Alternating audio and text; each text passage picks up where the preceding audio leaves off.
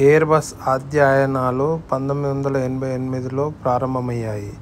సుదూర మార్కెట్లో బోయింగ్ 747 ఆధిపత్యాన్ని సవాల్ చేయడానికి 1990లో ఈ ప్రాజెక్టును ప్రకటించారు.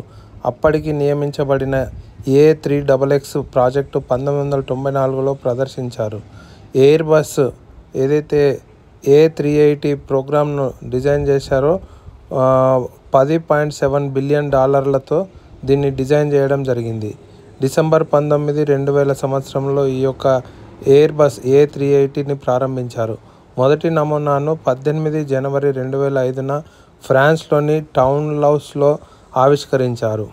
ఏప్రిల్ 27, 2005న దాని మొదటి విమానాన్ని ప్రారంభించారు. ఆ తర్వాత అది 12 డిసెంబర్ 2006న యూరోపియన్ ఏవియేషన్ సేఫ్టీ ఏజెన్సీ మరియు US ఫెడరల్ ఏవియేషన్ అడ్మినిస్ట్రేషన్ నుండి దాని టైప్ సర్టిఫికేట్ను పొందారు. ఎలక్ట్రికల్ వైరింగ్లో ఇబ్బందుల కారణంగా ప్రారంభ ఉత్పత్తి 2 సంవత్సరాలు ఆలస్యమైంది మరియు అభివృద్ధి ఖర్చులు దాదాపు రెట్టింపు అయ్యాయి. దీనికి మొదట సింగపూర్ ఎయిర్లైన్స్కు 15 అక్టోబర్ 2007న డెలివరీ చేశారు. అక్టోబర్ 25న సేవలోకి ప్రవేశించారు. 2012 మరియు 2014 ఈ రెండింటిలోనూ ఉత్పత్తి సంవత్సరానికి 30కి చేరుకున్నాయి. విమానాల తయారీ 2021లో ముగిసింది.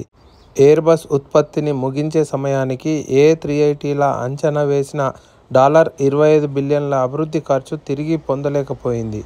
పూర్తి నిడివిగల డబుల్ డెక్ విమానం 525 మంది ప్రయాణికులకు సాధారణంగా సీటింగ్ను కలిగి ఉంది. గరిష్టంగా 853 మంది ప్రయాణికులకు సర్టిఫైడ్ సామర్థ్యంతో ఉంటుంది.